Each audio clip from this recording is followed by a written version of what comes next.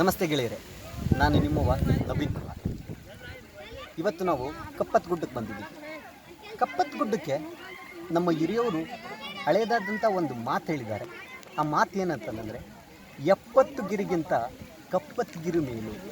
ಅವ್ರು ಯಾಕೆ ಹೇಳಿರ್ಬೋದು ಈ ಮಾತನ್ನು? ಕಾರಣ ಹುಡ್ಕೊತಾ ಹೋದರೆ ಒಂದು ನಮಗನ್ನಿಸ್ಬಹುದು, ಈ ಏಷ್ಯಾದಲ್ಲೇ ಅತಿ ಶುದ್ಧವಾದ ಗಾಳಿ ಸಿಗುವಂತಹ ಎರಡನೇ ಪ್ರದೇಶ ಅಂತ ಕರೆಸ್ಕೊಳ್ಳೋದು ಕಪ್ಪತ್ತಗಿರಿ. ಅದಕ್ಕೋಸ್ಕರನೇ ಈ ಕಪ್ಪತ್ತಗಿರಿನ ಎರಡನೇ ಏಷ್ಯಾದ ಶುದ್ಧ ಗಾಳಿ ಸಿಗುವಂತಹ ಪ್ರದೇಶ ಅಂತ ಕಪ್ಪತ್ತಗಿರಿನ ಕರೀತಾರೆ.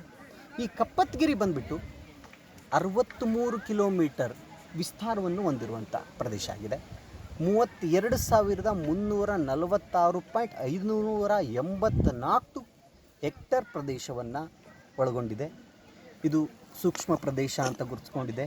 ವನ್ಯಜೀವಿಧಾಮ, ಸಸ್ಯ ರಾಶಿ, ಒಳ್ಳೆಯ ಲಕ್ಷಾಂತರ ಗಿಡಮೂಲಿಕೆಗಳನ್ನು ಹೊಂದಿರುವಂಥ ಪ್ರದೇಶ ಆಗಿದೆ.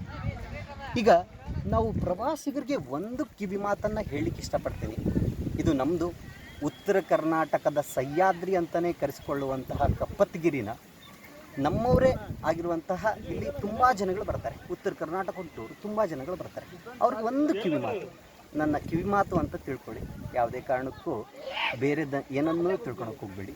ಯಾಕಂದರೆ ಇಲ್ಲಿ ನಮ್ಮವರೇ ನಾವು ಬರ್ತಾ ಇದ್ದೀವಿ, ಶುದ್ಧ ಗಾಳಿಯನ್ನು ತೊಗೊಳ್ತಾ ಇದ್ದೀವಿ.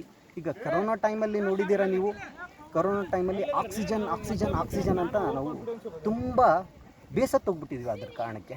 ಅದಕ್ಕೋಸ್ಕರ ಒಳ್ಳೆಯ ಶುದ್ಧವಾದ ಗಾಳಿ ಸಿಗುತ್ತೆ ಅಂತಂದಾಗ ಯಾವುದೇ ರೀತಿಯಿಂದ ಗಲೀಜು ಮಾಡಲಾರ್ದೇ ಒಳ್ಳೆ ರೀತಿಯಿಂದ ಬಂದುಬಿಟ್ಟು ಈ ಪ್ರಕೃತಿ ಸೌಂದರ್ಯವನ್ನು, ಈ ರಮಣೀಯವಾದ ದೃಶ್ಯವನ್ನು ನಾವು ಸೌದ್ಬಿಟ್ಟು ಒಳ್ಳೆಯ ಗಾಳಿಯನ್ನು ತೊಗೊಂಡು ಹೋಗೋಣ ಅಂತ ಅವ್ರದ್ದೊಂದು ಕಿವಿ ಮಾತನ್ನು ಹೇಳ್ತೀವಿ.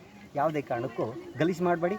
ಸಸ್ಯ ರಾಶಿಯನ್ನು, ಗಿಡವನ್ನು, ಈ ಕಪ್ಪತ್ತಗಿರಿಯನ್ನು ಎಲ್ಲರೂ ನೀವು ಕೂಡಿ ಉಳಿಸ್ಕೊಂಡ್ರೆ ಧನ್ಯವಾದಗಳು.